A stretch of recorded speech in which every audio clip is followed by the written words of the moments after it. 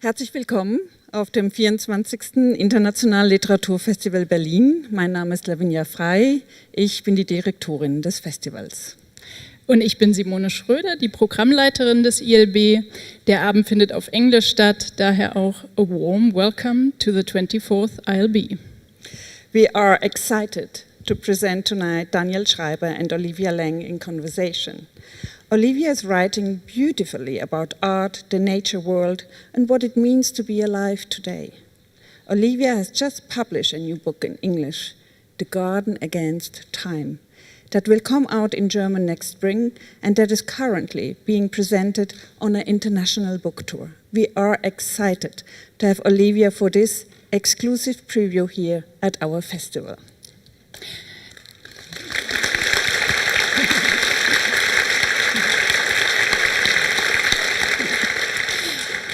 I first discovered Olivia Laing's writing 10 years ago when I was living in London. I was a member of a book club called Reality Hunger back then. At the time, we were reading Olivia's book, The Trip to Echo Spring, that had just come out. It is a meditation about writers who suffered from alcoholism and how this was connected to their creativity. The idea behind the Reality Hunger book club was to discuss books that didn't make things up, but took real events and turned them into art. In the Anglophone world, such books are commonly filed under the label literary non-fiction, because they use a language and aesthetic strategies that go beyond that which you encounter in the typical informative non-fiction book, or Sachbuch, as we call it in German. Daniel Schreiber is a writer who does this with great success in German. He has written in his unique voice about addiction, gardening, and the healing power of art. So he shares several themes with which Olivia also engages in writing. We just had to bring them together on stage. Daniel writes in German, but has been translated into English. Olivia writes in English and has been translated into German by Thomas Mohr. And speaking about translation, you may have noticed that the German Federal Ministry of Culture and Media has just decided to cut funding for translation by 30%. Translation in Germany needs funding. Many books are only published in German because there are government grants that can be applied for, grants that can be used to pay translation fees. Literary translations are central to us as an international literature festival. 90% of our literary events deal with translated literature. As a festival, we therefore strongly appeal to the BKM to maintain the current funding. Especially in times of artificial intelligence, it is important to point out that human work that goes into it cannot be replaced.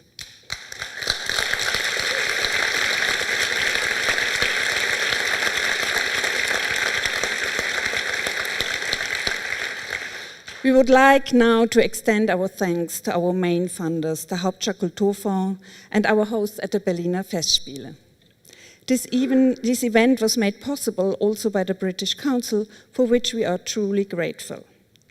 The reading will be followed by a meal for all performers in our festival kitchen, which is also open for you, for the public. We would like to thank Barco Leibinger Architekten for supporting tonight's writers' dinner. And now, before we begin, I have one small request. As a festival, the ILB is all about being present and experiencing literature live. You won't need your phone for this, so please turn off the sound and keep it in your pocket. Photos, audio, and video recordings are not allowed. You can take photos later outside in front of our photo wall in the foyer. And now I wish us all a wonderful evening with Olivia Laing and Daniel Schreiber.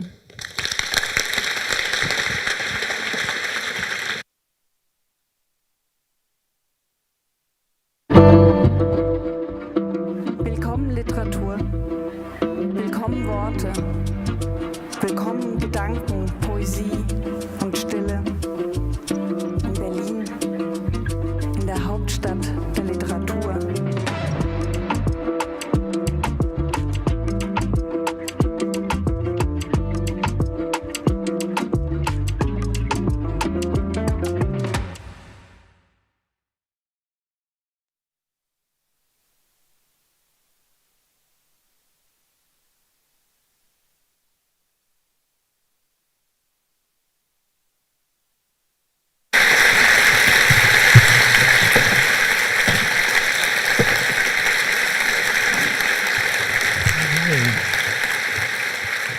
Good evening. Thank you all for being here.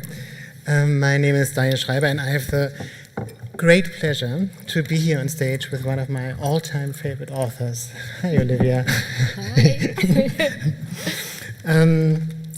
Thank you for coming to Berlin. How are you today? I am very happy because I also love Daniel's work. We were sitting in the green room and the people we were with said, "How long have you two known each other?" As if we'd known each other for years, but we just met 12 minutes ago. But it is as if we have always known each other because our work intersects, echoes, runs through the same preoccupations. So I'm so excited to have our first conversation with all of you present. I'm really nervous. I'm quite nervous too, and I mean, for those of you who haven't read every single line Olivia ever wrote, you should. Olivia is one of the Great Britain's leading intellectual and literary figures, and you've heard about her non-fiction books, but also you wrote a novel called Crudo about Kathy Ecker, an amazing novel. And I think also it wasn't mentioned that your last book, The Garden Against Time, debuted #1 on the Sunday Times bestseller list, which is to my surprise, an incredible achievement. And the two of us are here to talk about our work, about the parallels and the differences in our writing.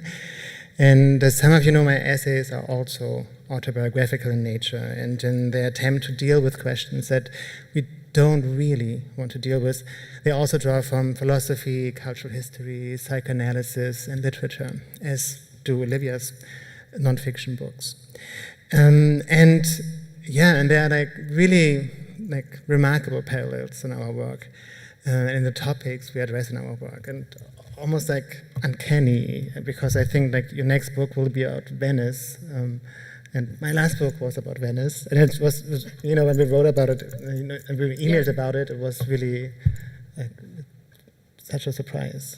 And it sort of goes on and on. We're interested in Sontag, we're interested in Warhol, we're interested in the photographer Peter Hujar, but neither of us were aware of those preoccupations. It's a very strange experience as a writer when you encounter somebody who shares your preoccupations, but in such a way that you don't feel threatened by it or like they're on your turf, but instead feel like, here is this kindred spirit thinking along these lines of the things that obsess me. It feels very, do you feel like that too? The same.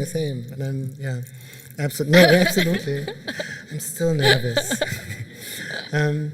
Olivia asked me to lead tonight's conversation. I said yes, I would, mainly not to be, because I didn't want to seem impolite. And so my initial impulse would be to speak only about your work, of course. And in a way, I feel this is what we should have done, or should do, because there's so much to hear, so much to explore, so much to know about Olivia's work. But we're not allowed to do that. So when I talked to a friend about this dilemma the other night, she suggested a more playful approach. So we've come up with a few flashcards on different topics, themes, and questions that are both important to our work. And Olivia and I will randomly draw from these flashcards. I don't trust that Daniel's made them random, so I'm making them random. I saw him put one at the bottom. Would you like to go first, maybe? Okay. Okay. Oh, I've got to go to it. Perfect. Yeah. Shall we? Should we do Sure. that? Because I wrote the same thing. We also think we might have written the same thing on all the flashcards. Yeah, of course. Okay. So we're going to use these as topic guides, little chapter headings for us to both talk about. The first flashcard says Dungeness. Daniel, what does Dungeness mean to you? Have any of you been to Dungeness? It's okay. There's some. Yes, it's a little coast town on the Channel, and there's a power plant, an atomic nuclear power station, and also David Jarman lived there in the end of his life, and he, I think while researching for a movie, he saw this little cottage, and it's really a beautiful little cottage, like with like yellow windows, and it's like super pretty. And there's a very famous garden that you and I both wrote about, and it's one of my favorite places on earth, and it's one of my favorite gardens. And I saw it with a friend from London, and we drove down there just to see the garden, and you know, I expected a lot, but I was so surprised by how touching I found it, and how much I understood about Derek Jarman and about the end of his life, and the pain, but also the hope at the end of his life, just from being in that, strange and also incredibly lovely place. So this is a garden that he built when he had been diagnosed with AIDS, and he was basically one of the only people in the UK who was public about his diagnosis. So he became almost the face of AIDS, the person who was willing to talk about it, the person who was agitating for treatment. Lots of people were protesting, but in terms of public figures, he was very unusual. And the garden is really part of that period of his life, that it's this place of regeneration, a deliberate investment in beauty at a time when there's so much ugliness.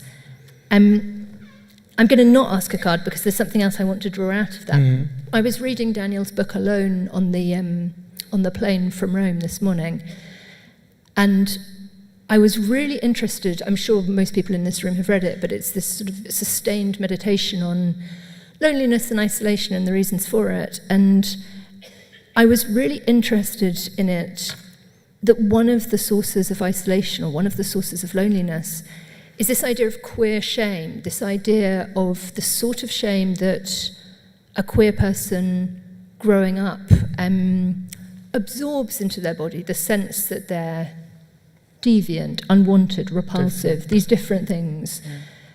And I wanted us both to talk about that, because I think it's really present in our work, the sense of bodily shame and the desire to fight it off. And that maybe the people we're drawn to as well, the characters we're drawn to, are people who struggle intensely, Sontag, for example, with queer shame. Peter Hujar. David Vonorovich. Yeah.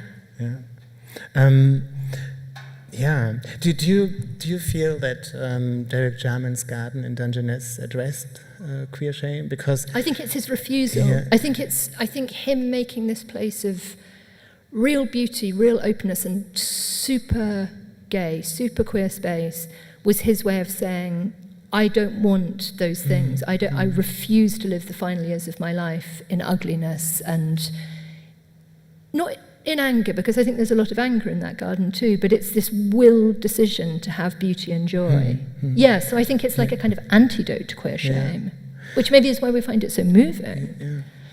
And what I also found so touching about the garden was that it's as a landscape, it's impossible to build a garden there. It's like the winds, like the weather, like it's just basically stony ground with no nutrients whatsoever.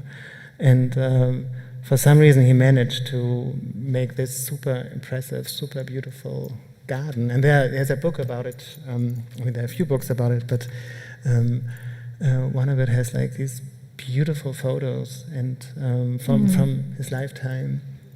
And you as a gardener, what was your impression? How impossible is it to build a garden like that in this place? It's pretty impossible. It's a shingle beach. There are winds constantly hitting it, and they're laden with salt. So in all possible ways, it's just not the kind of place where you would make a garden. And I wonder whether in some way that acts as a kind of metaphor for the sort of desert or the impoverishment of possibility for him as a queer child. That there's this desert, there's nothing there for him, there's no nourishment. And out of that desert, he insists on making his own nourishment, right? That's what one responds to so powerfully. Yeah. So maybe you draw the next one, but really randomly and by chance. Okay, really randomly. We're really playing this game properly. What is it? Wait, I can't read it. Does it say Benidorm? Oh no, it says Duolingo.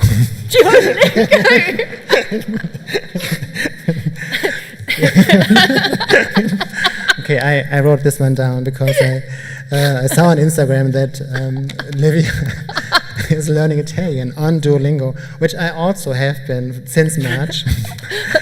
Okay, I just have this feeling no one wants to know about me learning Italian on Duolingo. Shall I pick another one? Sure. If anyone wants to know about Duolingo, you have to ask the question yourself at the end. Oh, okay, I got a really good one. David Wojnarowicz. Shall I talk about David? Yeah, maybe you talk about him, because I like Peter Hujar more, and I have this like long relationship to Peter Hujar's work, because by chance, when I lived in New York, I got to know his estate manager, Stephen Koch. Oh, and, I know Stephen. Of course you do. And Peter Hujar had like two main romantic partners in his life, and one of them was Paul Tech, a different artist, and the other one was David Wojnarowicz. And you know, as with divorced couples often is the case, I picked a side, and and I was on Peter's side, and even though I intensely admire his art, and yeah, so but that's so interesting, because, and this, I can see the alley this is going to lead us down. I don't really think of their relationship predominantly as a couple, because I think their relationship was short, tumultuous, and converted itself into a friendship very rapidly. And one of the things that I found really interesting about Alone was the focus it put on friendship. So maybe I'll just talk really briefly about Wojnarowicz in those terms, because if you've read Lonely City, you know he's an artist who's been very important to me. He's another artist of the AIDS crisis. And he made a body of work that spans mediums. So he was a writer, he was a painter, he was a photographer, he was a filmmaker, he was a musician. He was an extraordinarily talented man. He was somebody who struggled with isolation and a sense of difference. He came from a traumatic family background, a violent family background. So he carried all of those, I'm holding my shoulder down in that legacy of shame that you carry into later life if you've come from a turbulent or a different childhood. He spent time on the streets, which is another sort of source of shame, and felt at odds with and different from everyone around him, really until he met Hujar and made this sustaining friendship. Hujar was older, Hujar was more successful, he was really a kind of mentor figure. And I'm so interested in that kind of model of queer friendship, and one of the questions that I found really interesting in Daniel's book was this idea of how much store we set in the illusion of a romantic love, a relationship that will see us through, that will be the ship that will carry us through our lives safely so that we never have to experience the terrors of isolation and abandonment. And as you so beautifully argue, it's a thing that's absolutely impossible. All of us will end up in that salty sea of abandonment at some point. And the model of friendship as a way, not of avoiding that, not of escaping that, but of surviving that, of swimming with a companion nearby. I think I found it really moving, and it's also really, as a queer person, my experience that is, the basket into which I have put my eggs in many ways. I'm a married person now, but friendship has always been the thing that I've counted on. And I want to turn to you now and say, how do you feel about friendship now, and queer friendship in particular, in the years after writing Alone particularly? No, very much the same. And I mean, I am very sure that friendships are relationships in their own rights that also have to be understood as relationships in their own rights. And we have a tendency to make friendships not really count. And I think this is what you can learn from Peter, one of the things you can learn from Peter and David. they made it count, and they saw when their romantic relationship didn't work out. But the friendship is there when really the chips go down in those sort of horror years of the beginning of the AIDS crisis. Yes, but but there's also this tendency to idealize. Yeah, friendships. this is what I wanted you to talk about. Yeah, that we're in this era that's obsessed with this sort of ideal friendship. Yeah, and I think so. And there's a long history, a long philosophical history of idealizing friendship. And it turns out that, starting with Aristotle and the idea of the alter ego, that a real friend is someone who's almost the same as you are, and that's why you get along so well. And in a way, this is a very heteronormative construct, because, of course, friendship for two millennials, actually, or more than 2 millennials, was pretty much reserved for white, wealthy, straight men. And all the other friendships in the world were ignored, even though they were there. And even though there are even historical documents, and a few hundred years before Aristotle, there was Sappho, who wrote amazing poetry also about friendship.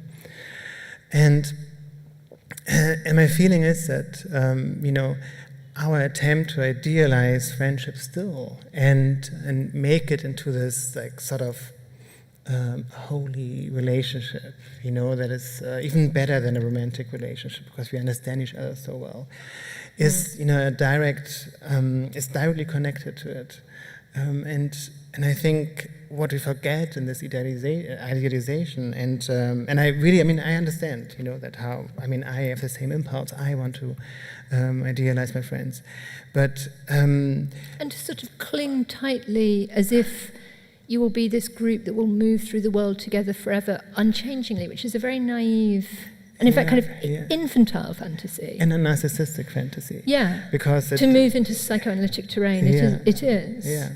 Because, it's based on this idea of alter ego, and that the other person won't change, or will only change in the way that I will change. Yeah, so won't disappoint you and won't ignite those feelings of loss, disappointment, abandonment, terror, which actually are ignited all the time in close friendships. Yeah. I think we don't talk about that. Yeah, and which are, a basic part of friendships. And my feeling is that friendship really, the real explosive power of friendship really lies in this an idea of otherness. And I think what we can experience in friendships is an otherness that we are not able to experience otherwise in life, that we are not able to see otherwise, that we are not able to accept otherwise. So friendships actually give us the possibility to accept another person in their otherness, in a way that, it's the only possibility we really have in real life.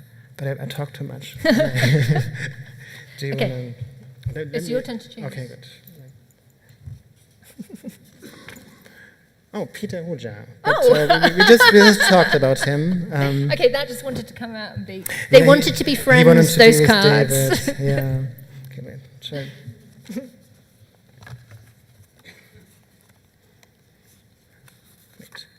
Oh, Garden is Paradise. Oh, okay. And for the last week, I've read Olivia's book, The Garden Against Time, which came out a couple of months ago, I think. Yeah. In Britain, and it was really one of the most perfect ways to start a day. And it gave me so much hope, and it was such a pleasure to read this book, and you learn so much, and one of the things that you learn is the idea of paradise, that you explain it. Okay. Actually. Okay. So the book is it's the story of restoring a garden. Funnily enough, Daniel also has a book in which he talks about restoring a garden. Anyway, in my one, it's the story of restoring a garden, but it's also this real engagement with the concept of paradise, the idea of paradise, and it's an interrogation of that idea. So it's looking at the ways in which paradise through the centuries has been a place that's exclusive, a place that's exclusionary, a place that depends on the labour of others. But it also looks at counter-paradises, at rebel paradises, at queer paradises, at these different kind of, Edens and idyls that have been built on more benign political imperatives. And while I was doing the research, the book was written during the pandemic,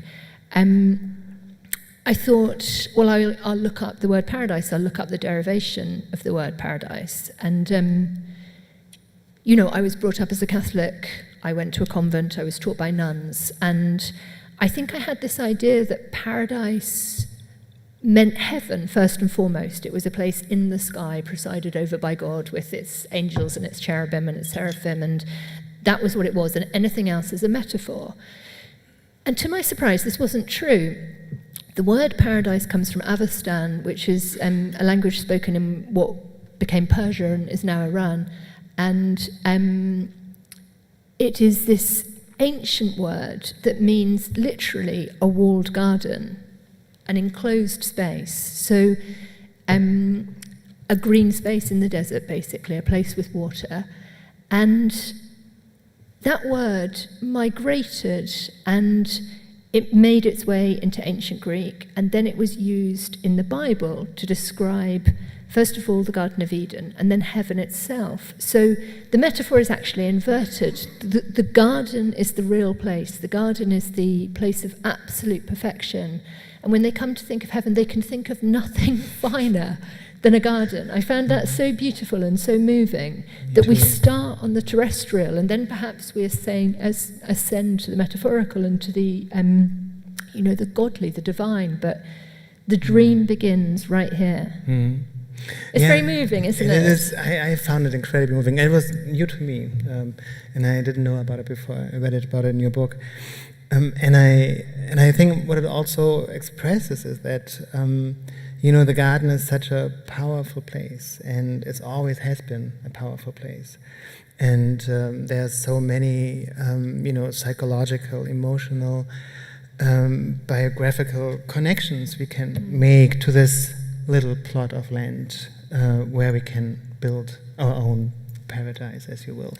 So I have a question for you actually coming out of that. So there's the beautiful description of the garden that you're helping your friends make at the beginning of Alone. And while I was working on my garden, while I was working on the book, which has all kinds of gardeners in it, including Derek Jarman, and as I say, I was doing this during the pandemic, I started to become very interested in the idea that gardening was this sort of strange work of repair. It's a work of great complexity, structurally, and then great dailiness and repetition, kind of like the knitting that you talk about as well, and kind of like some of the works I talk about in The Lonely City. And I started thinking that these tasks that we take on, that we don't really think much about, we do them as, we call them hobbies, but actually I started to think how much they're involved in managing all sorts of complicated psychological states, and in particular psychological legacies, traumatic legacies. Yeah. Do you ever think about that? Yeah, very much so. And and I feel like, and I also feel that, I used to think that hobbies, are sort of like petit bourgeois, and, only people with too much time have them. And that, you have this beautiful list of hobbies. Yes. And they're exactly the sort of things that you could think of like that. Yeah, and for me it changed in my 30s, my late 30s, and I realized I needed like things like gardening, hiking, knitting, cooking, reading, and the list goes on, because I feel like it's like the only way to like create time for us, the only way to give us a feeling that actually, yes, I take time out of days that are structured in a way that usually by other people, by demands from work and stuff like this, and it's such a big thing. There's sort of resistance in time, aren't they? Because you're giving time to something that isn't about money.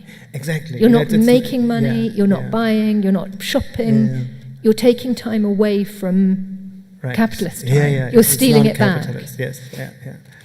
And but I think like gardening has like there's a special place for gardening in all these hobbies, because I think what happens psychologically is that you like you learn, I don't know, you understand something about the arbitrariness of life. Yeah. You understand something about control, that you're not in control. You have these dreams, you have these, I mean, as writers, we're dictators. We have absolute control over the page. We can, take sections out. If they displease us, we can put new sections in. And the garden isn't like that. No, not at all. And you can garden try fights so back. hard to control it, but like, But do you like that, or do you find it frustrating? no, I actually. Okay, that's a very difficult question. Because I It's so found easy it- to be like, I've- I love that, and no, actually... I found that terribly frustrating, to be honest. And I've a big terrace where I have lots of plants and lots of huge plants, and I also talk to them. And I know you do as well. Hi, guys. And it is super frustrating, actually. But at the same time, But I find it exciting as well. I'm often very angry or very despondent, but I find it exciting that something's pushing back. But you need this. You need to learn. How to deal with that kind of frustration, because this is like as you said, writers are control freaks, and we have to find areas in our lives where we're not in control, and where we actually learn not to be in control, and learn how it feels, and learn to deal with these feelings. That's what I really think the garden is for me, more than, it's not about making the picture of the garden, it's about a space to encounter otherness, and to it's dialectical, it's a space to experience and to be experienced, to make an impression on a place, but it to make an impression on me. That reciprocity is so interesting. And for all those of you who don't follow Olivia on Instagram, which you should, Olivia has like the most amazing, the most beautiful garden, which actually does look like a paradise. Do I you hate it at the moment. I'm very angry with it. Why? Because you're not there all the time? It's Or like, or disappointing doesn't- me. No. Why is it disappointing? It looks so verdant and green and lush and I only beautiful. show the good bits, though. There's been some big failures I'm feeling very sad about. What are the big failures? I think it's really about, we haven't written climate change on our piece of paper, I don't think, but it really is about learning how to garden through climate change. And I live in Suffolk, which is the driest area of the UK. There's been droughts, and it's trying to decide how to behave in that. Do I water my garden and make my paradise, but know that I'm taking a resource that's precious? Or do I relinquish control? And I think that tension, it's hard not to get depressed around it, at the same time as it's essential work to think those things. And it's very hard to not be egotistical, Yeah. and just to say, of course, my garden is so beautiful, of course I have to water it. Yeah. Which I would do, which I do actually. And like, do you want to tell the audience about the garden? Stop watching what Daniel's doing. I do like things orderly, as you Yeah, can it's see. very nice. But do you want to tell Shall I the audience? describe it? a Yes, little bit? please. Yeah, I will. So it's a 16th century house that was changed in the 18th century. And then in the 1960s, a garden designer, a well-known garden designer, moved there, and it was the only garden he ever made for himself. So he laid it out in a series of rooms. They're very beautiful, contained behind walls or behind hedges with little doors that cut through. So it feels very intimate, and like each time you're in one space, you're not aware of what else is around you. So there's a kind of magical, secluded feeling about it. And first of all, it was because it was the only garden he ever made. He had a very strong sense of design, which I think in the gardens that he made for other people was predominant, but this was his own garden, so he crammed it full of plants. He was a real plantaholic. And as am I, and as I suspect is Daniel. So it had all kinds of rarities in it. And when I saw it, Mark had been dead for 10 years. Somebody else had been living there, and they weren't gardeners. But magically, they decided that they wouldn't touch anything, they wouldn't take anything out, they would just leave it as if it was antiques, as if they had taken possession of this sort of space filled with antiques, so they just left them there. So I walked into it, and it was like the secret garden. It was like the garden of a fairy tale or a children's story. It was covered in ivy, it was midwinter, and there was a daphne, which, if you don't know it, is an extraordinarily fragrant plant from the big shrub from the Himalayas, exuding this sort of hypnotic scent. And it was just this place of real mystery and magic. And we took it over, and immediately the pandemic started. So the entire time of restoring the garden was very intimate. It was very intimate work because I had no other relationships going on. It was just the two of us in this house. We were strangers. We just moved there. And like you described so well in Alone, everything had fallen away. Every scaffold of life, every part of social life, working life had dropped away. And the garden sort of rose up and took the space of the sort of everything of my life. And I spent a year kind of clearing it away so that I could see what was really there. And then I spent another year really restoring it to Mark's vision. And then it began to change, and it's become kind of wilder, and I've changed plants, and it's become more my garden. But that was the process of it. And I think part of the reason that I feel perhaps different about it now is that magical intimacy is over. It's not the same anymore. I've written about it. I'm not living just there all the time. I'm back on a kind of travelling life. Yeah. So it's almost as if I caught all of that and I put it in there, and now it lives there, so you can have it, but I haven't got it anymore. Which is a strange thing, I think, about writing books. You write them out of this intensity and obsession, but at the end, it belongs to the reader. It doesn't belong to the writer anymore. Do you find that? Oh yes, very much so. And like, there's always a time when I'm not really willing to, engage with my books. Yeah. And we talked about it earlier. You have to do events about them, and I think during that time, like, you can still maintain a relationship to them, but then for like at least 5 to 7 years, for me, it's impossible to regard them as my books. And in a way, they're not, because you are a different person than you were 5 years or 7 years ago when you wrote those books. Yeah. And I think I think it's right to release them like that. Yeah, I think that's the right thing, yeah. because I think the book is this strange, again in psychoanalytic terms, it's this object that sort of floats free of the person who makes it. Once the words and the thinking have entered the paper object, it belongs to somebody else. It doesn't. It's not your possession anymore. But what about the garden? So, who cares for it? Who waters it? Me.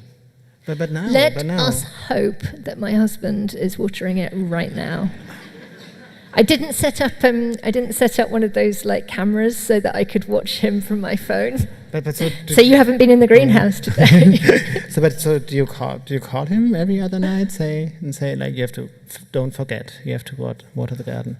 You do. Okay, good. Yeah, I'm relieved, actually. And actually, I talked at length to him about how much rain there'd been and trying to assess whether there'd been enough rain. I do the same with my neighbor when he has to water my terrace. Okay. It's like doing tarot reading now. Oh. Oh. I wrote that card too, but that's your handwriting. Okay, so the card says, New York City. How do you feel about New York City? Well, tell me about your relationship with New York City.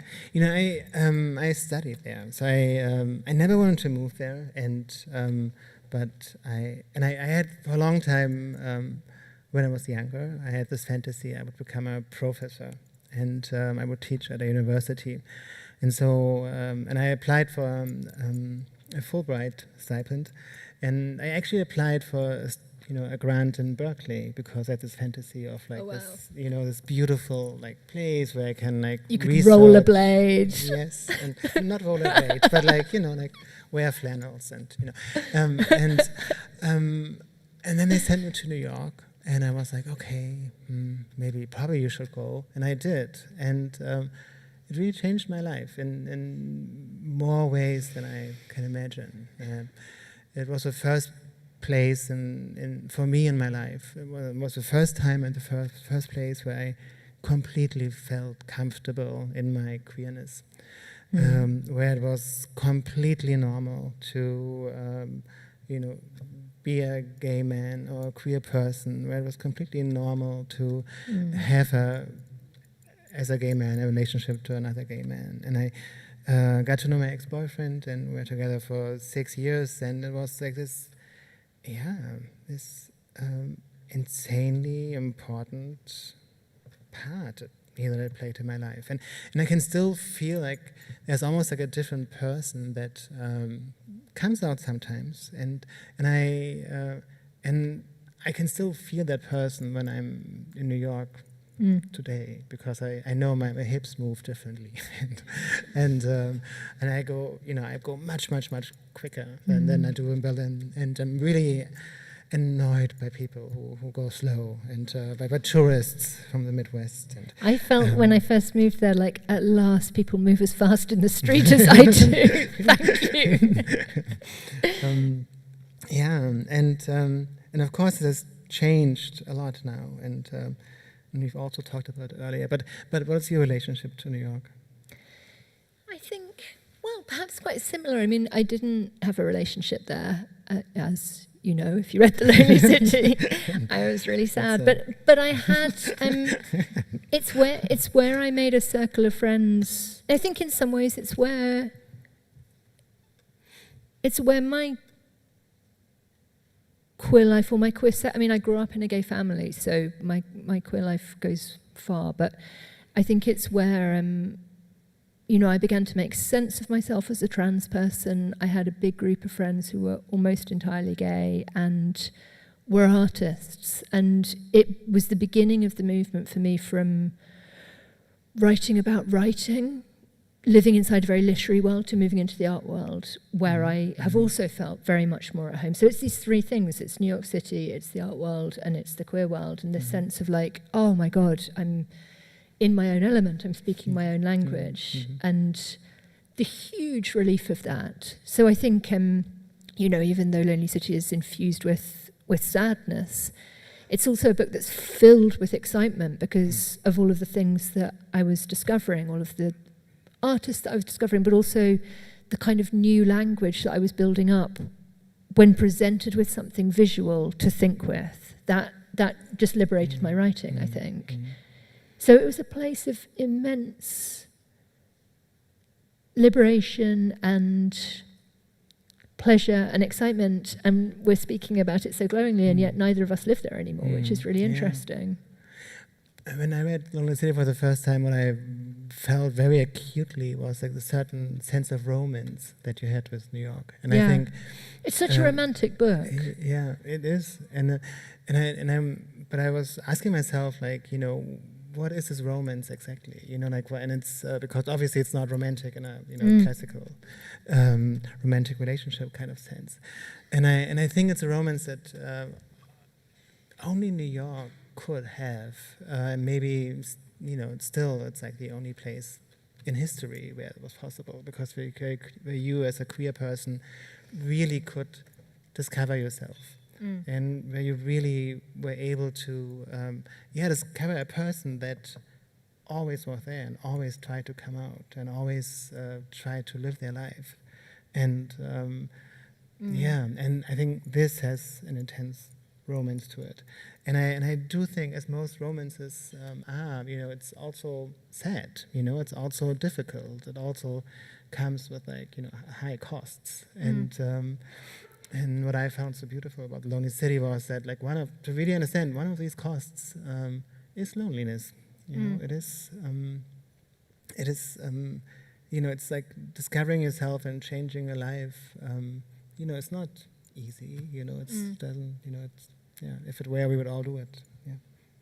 And actually, in some ways, I think I was thinking earlier of the question that what would have happened to your writing if you'd stayed in that sort of domesticity of the Park Slope life? What would have become of the you that is the writer? And I think sometimes people pay a heavy price for the relationship, the security, because for me at least, there's a kind of loneliness that is absolutely necessary for writing anything. There has to be some sense of longing or lack out of which I write. And if I'm completely content, there isn't the urgency to write. Even when I was getting married and I wrote Crudo, that was out of this sort of agonized sense of the terror of intimacy, the sort of explosive sense of letting go of my domain, my fortress, and those difficult states are what propel me into writing. I don't write out of contentment, and I wondered whether that's true of you too. It's very much the same for me, and at the moment I'm going through a phase in my life where I realize that, for the last 10 years, I've only, 90% of all my life's energy went into these books, and everything that's connected to them, and when that phase started 10 years ago, I was acutely aware that I would not be able to write another book if I were in a relationship. Because, most relationships mean a lot of work. Most relationships mean that, in the evening you have to talk about the other person's job. Oh my God, you have to watch so much television. That's the price you pay. Because you've got nothing to say. No, I don't mean that. I absolutely. And during those 10 years, it's I thought I lost, and I actually now, especially in the last 3 years, I had, at least a couple of times an intense feeling of burnout connected to putting all my energy into these books and everything that's connected to them. And so I now made the decision to, to cancel the next book and to not write it, because to give yourself time to return to you. Yeah, exactly. Yeah, and because you have to write out of something. I think that's the thing as well, that whatever deeper meanings we're writing for, we're also caught inside the capitalist machine of publishing that demands constant new product, and you have to resist that every other year. Yeah. And your question about what would have happened if I had stayed together with David, my ex-boyfriend, in Park Slope, I probably wouldn't have written another book. I'm pretty sure of it. I'm pretty sure we would have 2 children now from a surrogate, and hopefully a house in upstate. But, I'm glad that you chose the books. Yeah, me too, to be honest. Okay. Oh, well, in a way we've kind of discussed this. It says, has loneliness shaped your life? Do you think we've discussed that? Okay, shall I pick another one? Yes, please. Okay. No, that was the one that I tried to hide. This is the one Daniel put at the bottom, but I mixed it back in. Now I've got it. Do you want to, should we talk about it? Sure. Okay, so what this one says is pandemic. And I thought it was interesting that both of us had written these books that sort of, they're about other things, absolutely, but they document this period of living through the pandemic. And I don't know about you, but a thing I notice is that one never talks about it anymore. There was never a point where you talked about it afterwards with your friends, really, because you were so happy to return to real life, ordinary life.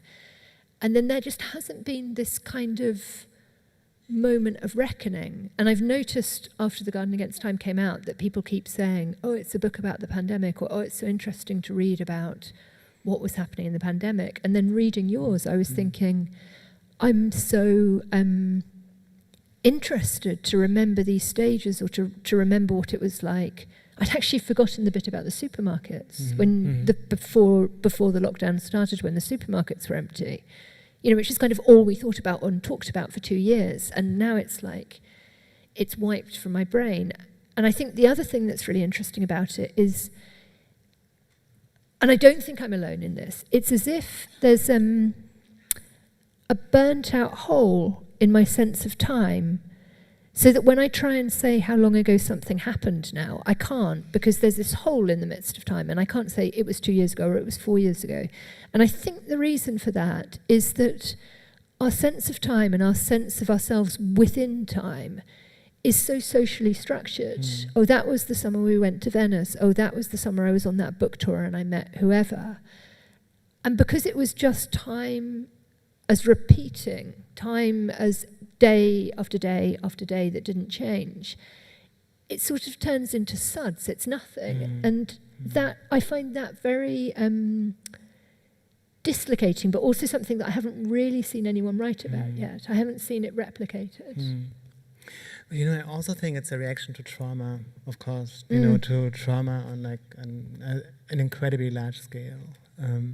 What I, you know, and I completely agree. We've all decided a couple of years ago to forget the pandemic, to not talk about it anymore. It almost feels gauche if you say, yes. like I nearly said to somebody today, oh, I haven't been in Berlin since the pandemic. And yeah, instead yeah. I found myself saying, I haven't been in Berlin for a few years. Like, what?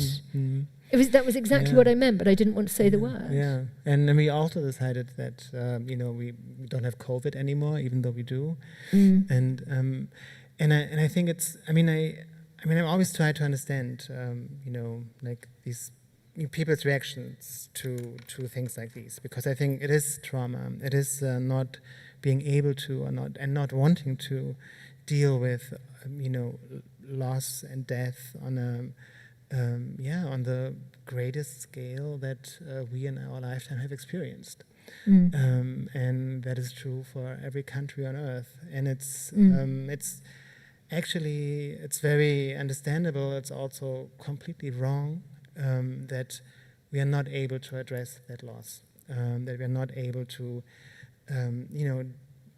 deal with that grief that stems from losing so much during that time. You know, losing so many people, but also losing certain certainties, losing certain social structures, losing certain routines. Losing a kind of confidence in the future, yes, I think. Yes. Yeah. But you know, this is interesting because this piece of paper, it doesn't say COVID pandemic, and COVID isn't the only pandemic that you and I have lived through. Yeah. Wait. AIDS, of course, AIDS. Sure, I'm sorry. See, you know, Yes. But the sort of so this I think is interesting because we're in the penumbra of forgetting with COVID, but we are absolutely not in that moment with AIDS. AIDS went through the penumbra of forgetting, and now we're in this moment of real reckoning with the AIDS crisis, which I think we're both involved in. We're both part of, and I think that's interesting that you have this traumatic experience, then you have silence. Then you have this almost next generational desire to understand, to work out the scale of the loss, which I think is work that we've both been engaged in, to remember who was lost, to do that work of mourning. And that is a very, very slow process. Yeah. And I think you can see it with like all big traumatic events, you know, when it comes to wars, for instance, you know, like they're always followed by like, you know, a long, you know, a sustained period of silence around it, you know, a sustained agreement that, okay, we start anew. It's hour zero now. It's ground zero. And of course, that never works. And it can't, because our psyches are too complicated for that. And so out it kind of erupts, but that there's this pause first. It's very interesting to consciously know that you're inside the pause, I think. Okay.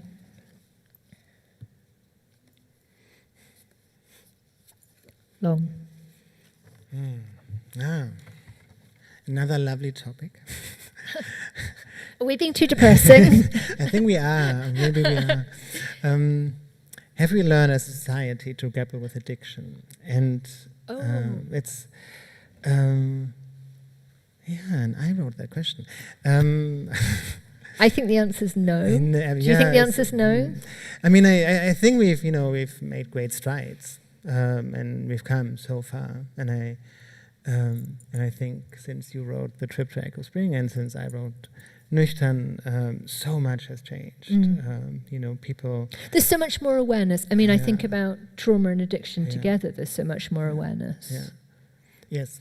But, yeah. Okay, so maybe the answer is we are learning. Yeah. But I also think, you know, addiction is just the shadow of capitalist desire anyway. Addiction is just the sort of darker undertow of what we're all being asked to do all the time, to want better, to want more, to believe that there's something that is a life that is more happy, more full of desire, more beautiful, and to do everything you can to seize it. So I think we're in a culture of addiction anyway, at all times.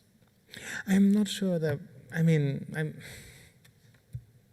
I'm always skeptical about this kind of interpretation, because it's I mean, I completely understand where it comes from, and I agree to a certain part to it. But I mean, but addiction is a disease, you know, and it's always been there.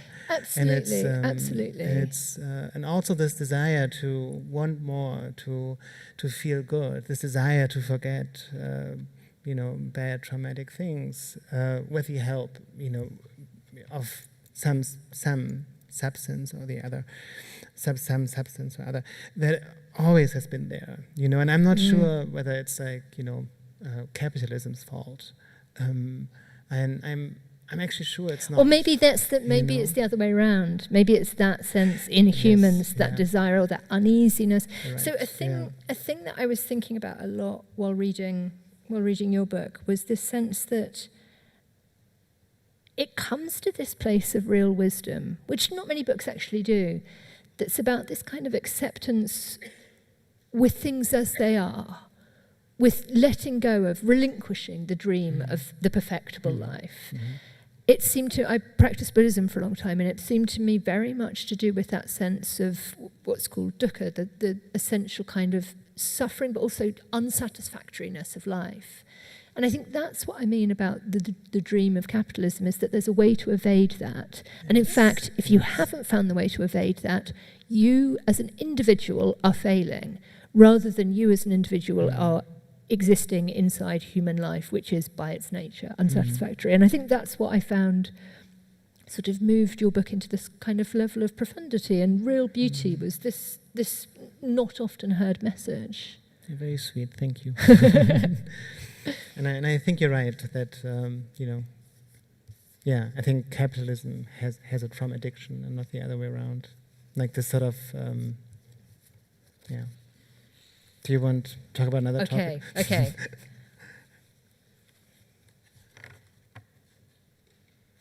Oh, interesting. Do you understand your work to be confessional in nature? Okay, I mean, that's interesting. Yes. Yeah. Do you? No, I don't. But I can see why it might seem that way. I don't write memoir, but I always use an I in my books, and really, there's two reasons for that. I want to explain that I have skin in the game of the subject. I want to show why I'm interested. I'm not academically interested in alcoholism, or not only. I'm interested because I grew up inside an alcoholic family, and I've experienced it as a terrifying, destabilizing force for a large part of my childhood. So I wanted to know why. But I didn't want to write about that childhood page after page after page. I wanted to explore the subject in the round. I wanted to come at it from many different directions.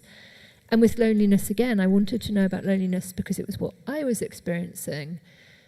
But the idea of writing about that endlessly didn't feel right to me. I wanted to know its sort of outer extremes. I wanted to understand the kind of loneliness that was like having no contact, no relationships. But I wanted to know about hypersocial loneliness as well, which is why I put Andy Warhol in the book. So with all these books, there's like a thread of the self, but I want to push it further. And the other reason is that I think when you have an I in your book, what it means is that you can take the reader with you into these spaces. And, you know, I spend a lot of time doing archival work, and that means sometimes I'm handling these, you know, documents or objects that is so deeply moving. For example, with the David Wojnarowicz archive, which was extraordinary, there was his morphine prescription from the end of his life. And, you know, I want to say what it was like to do that. I want to say what it was like to listen to his audio journals that he was making as he was dying, or to look at Warhol's corsets and to realize that he had this, you know, exquisite tiny waist. Those are real kind of embodied things that I think it's hard to convey without there being a self that's there.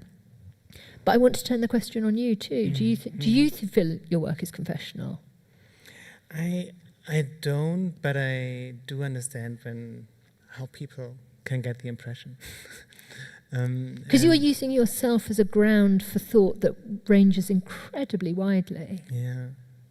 And I mean, like the point of my books is always to talk about issues that we don't, as a society, don't talk about. You know, I want to deal with questions that I am afraid to deal with, but that we all go through, and that each of us at some point in our lives will have to deal with, but that we don't talk about. And so we do feel lonely when we go through these issues, you know, like grief, like addiction, like not being able to, you know, feel at home even though you try really hard, like loneliness.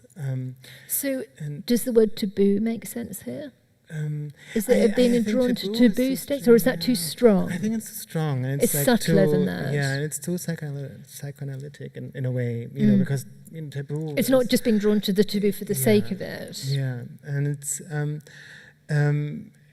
I think they're all topics and issues where there's a desire to talk about them, but also an inability to talk about them, because some voice in our brain tells us, "Oh no, that's not something you talk about." And so for me in my book, it's the only way to relate to the readers, because I can't tell them, well, no, you have to talk about addiction, and everything you know about addiction is wrong. So you have to think this and this and that now. You know, I have to show them. I have to be able to, you know, to invite them to identify with the non-fictional I in that book. And so, but they're not confessional in nature because the point is not my life, and the point is I don't think my life is that interesting. The point is, you know, everything the person who is reading the books is going through. You know, their own voyage through this book, through these issues, through these topics. Through these questions that we don't want to ask. And so, yeah, they're not confessional, and they're also not therapeutic, which is connected and in a way... or cathartic. Cathartic, oh yeah, Jesus. Yeah, that's the word that I always dislike. Yeah. In fact, maybe anti-cathartic is something that we're both doing, that they don't end with those sort of huge revelation. There's a sense of wanting to kind of have a light ending. I don't mean light humorous, I just mean a sort of acceptance of the impossibility of a grand ending. Yeah, they end with small steps. And as we know in life... anti-heroic. Yeah, and as we know in life, small steps can be incredibly big and incredibly difficult to take. Yeah. And, and I don't...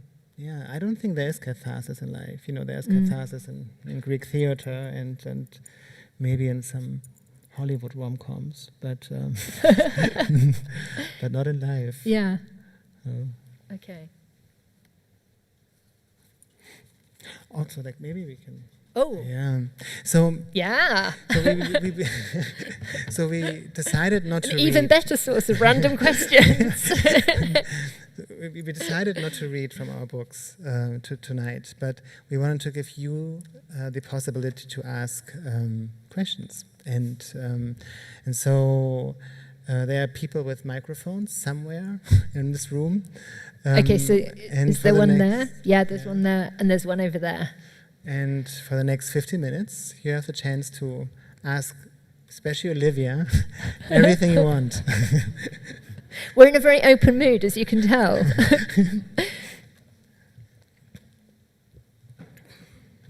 Okay, there's a question here in the middle. So I think I'm afraid you have to go towards the... yeah, if you don't mind. Can the mic come down towards the person? No. Okay, you have to go to the mic. No. I'm sorry, no one else is going to ask a question now. You're very brave and we appreciate you very much. Oh, yes. I would just leave the room now, I'd be terrified.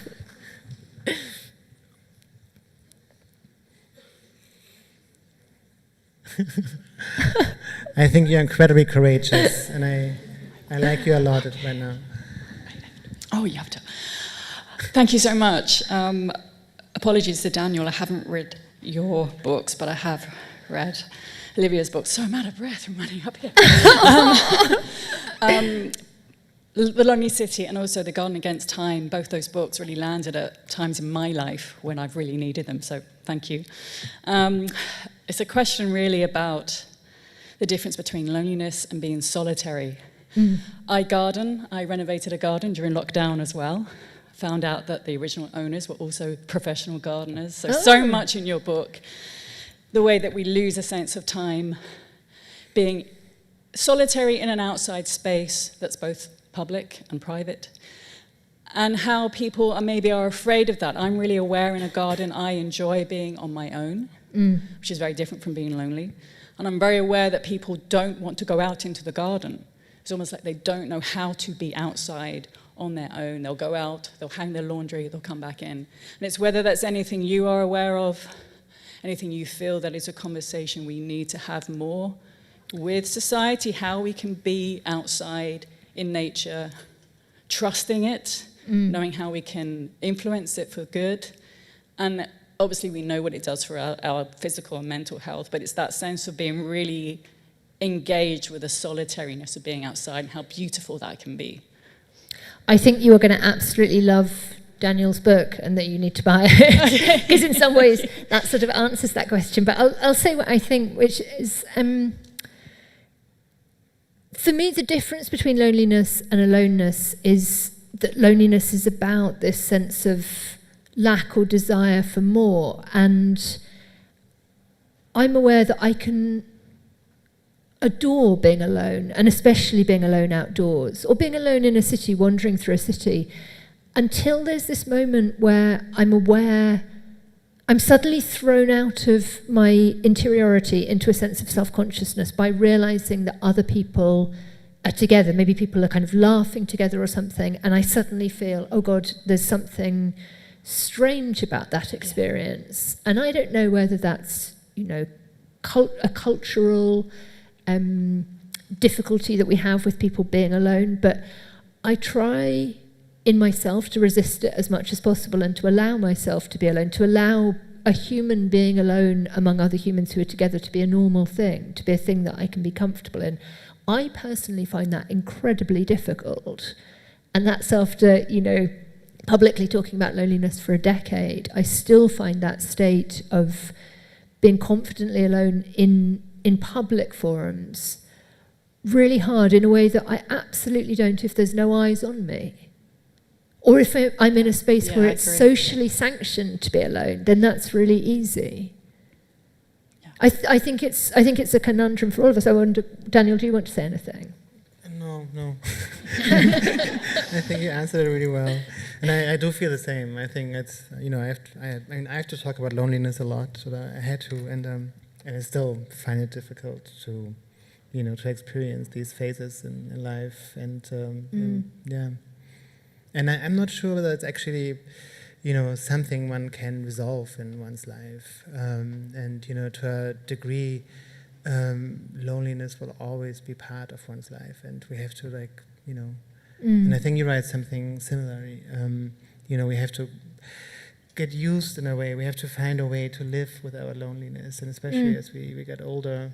We'll be coming in and out of it. I think it's that. I think it's just recognizing as a state that you return to and thinking, these familiar feelings. And often one of the most frightening things about uncomfortable or difficult feelings is the sense that you will never leave them, the sense that you're trapped forever. And remembering their transience for me often really helps. Okay, I'm in this feeling and it's really not very nice, but it's a transient state. Now I can be curious about it. And curiosity to me is often the route to a different way of feeling. I really love that question. I really appreciate you walking up there. Thank you, and I recommend everyone starts gardening.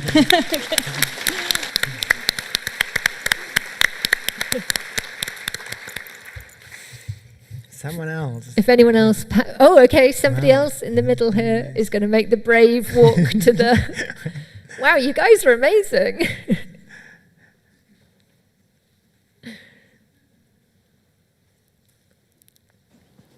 Yeah, hi. I'm very nervous, but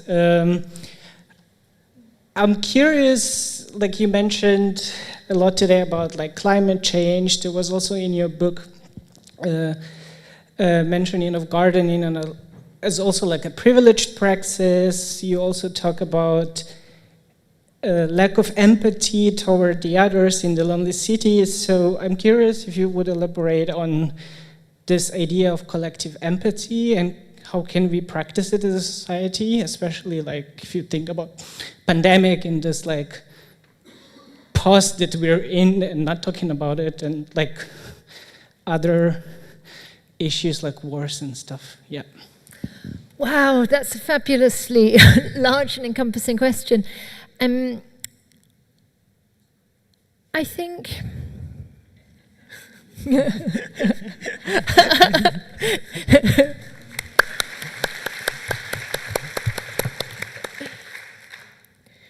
I think that so much of my work has been about otherness, rooted in, a deep experience of otherness as a young person because of growing up inside a gay family during the AIDS crisis, during a very homophobic period in Britain, and being a trans person. And I think that those experiences, which we all have in different ways, that's the place to work from for me. Those places can often feel like the damaged places in us or the traumatized places in us. But I think those are also the places that allow you to think about the experiences of other people who are experiencing that for totally different reasons. I think there's something radical about that kind of vulnerability, and I think that the changes we need, in a way, they're not the sort of grand narratives or the cathartic narratives that we've been sort of talking about now. That it is about gentleness, it is about small steps, because we don't just need change in terms of our relationship to the climate or to biodiversity. What we actually need is change in our relations with each other, our power relations, our sense of structural organisation. And I think the thing that's most important is that kind of gentleness and tenderness to difference, not fighting otherness. And that's an interior process, that's a sort of psychoanalytic transaction inside the self, and it's also a socio-political process in the world. Thank you for the question. That was a good question.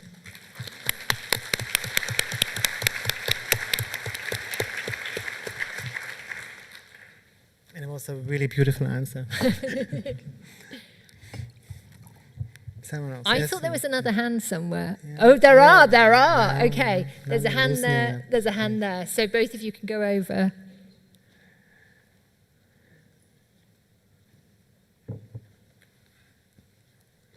Okay. Hi. So a question to Olivia. I only started your newest book, but I was wondering, especially because of the title, do you think there's approach to community in the garden besides loneliness, that there's also a space where like people can come together, and especially for queer people to like build community? How do you approach that? Absolutely. I mean, that's really what the second half of the book engages with, is all the different ways that the garden can be a sort of crucible of community, a space where different kinds of relationships can be formed. And I mean that on a human level and also on a sort of extra human level, that it's a space for making relationships with other beings and thinking about the existence of other beings, which I think is essential work for all of us now. And that sense, I mean, we started with Dungeness, which I think was kind of the perfect place to start, because that garden against the odds, that garden of real play, like radical play, you know, that sustained Derek Jarman and his own community through the AIDS crisis. But we're decades and decades on, and for both of us, it's been a talisman. For perhaps many people in the room, it's been a talisman. I think there's a way in which a garden can be a space for a community, literally, physically. And in fact, I've just edited a book called The Garden Manifesto, which is full of dozens of examples of community gardens in different ways. But I also think the idea of the garden is a thing that sustains a community that extends beyond one's physical life. Do you want to add to this question? No, I think I'm just... It's just like, no, I'm just full of love for you at the moment, because you're so smart, and it's, yes. And I have nothing to add, to be honest. It was a really beautiful answer. Okay, thank you for the question.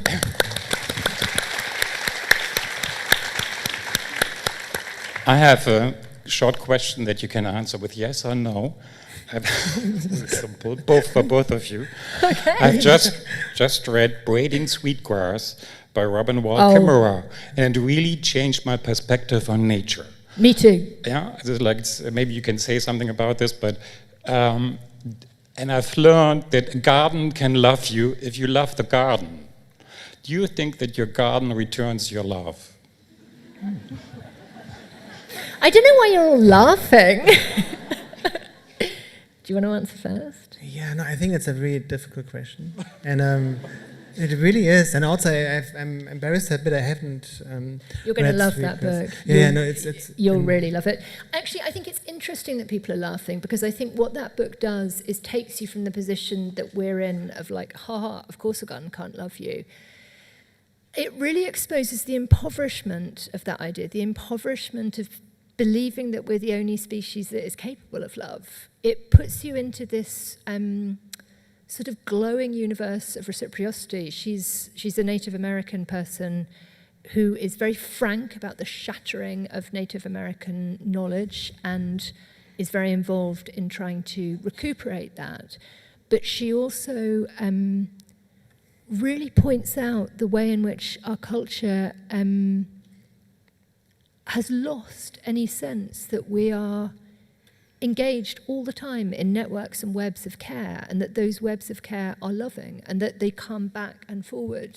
So she has this sense that we are loved by the food we eat and that we love the earth that we die back into. That sense of letting go of an individual being and being atoms of a whole is, I don't know how, I've lost now the person who asked the question, I don't know how you found it, but I found it so moving I almost cried reading it, but it wasn't sentimental, it wasn't mawkish, she's a botanist, it's very scientific and very rigorous. It's you all need to buy that as well. We have a reading list for you. Oh my God, there's this ticking clock in front of us. It's really scary. It's really big. And it's like if you want a question, you're going to have to run. Yeah. I don't know if you're going to make it though. No, oh my God, it's gone black. I don't know what that means. Okay. Really quick. Okay. I have a question because, Olivia, it says in your newest book in the title, The Garden Against Time, and time does play a big role in in all the books that both of you wrote. I mean, in Daniel's latest books, it's called Die Zeit der Verluste. So what do you think is the role, and it's a big question, I think, of time for you as writers, and also, is it really chronological because you engage with writers from the past, but you also write about the present, you go back and forth, and as you said, the garden that you bought does have the traces of the people who lived there, like the past is always in the present, and you in the present in the past. That is a fantastic question, and that's the last question. The fact is, we actually have run out of time, so I might have to answer that in during the signing that we're just about to do. But I'll try and say something really fast, which is, for me, the garden was a space for entering into a different relationship with time, which I think there are real relationships between that book and Alone, that it was about trying to relinquish that time as constant production, time as constant summer, time as strawberries at Christmas, and enter into a relationship with time that could move through cycles of life and death. And that was the gardener's clock for me. We have now run out we of have run out time. and I'm yeah. And I'm almost glad.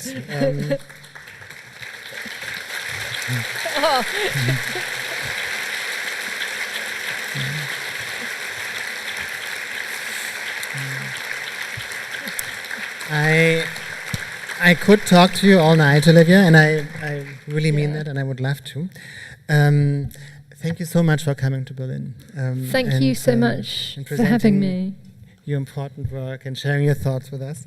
Thank all of you in the audience for being here and sharing this evening with us.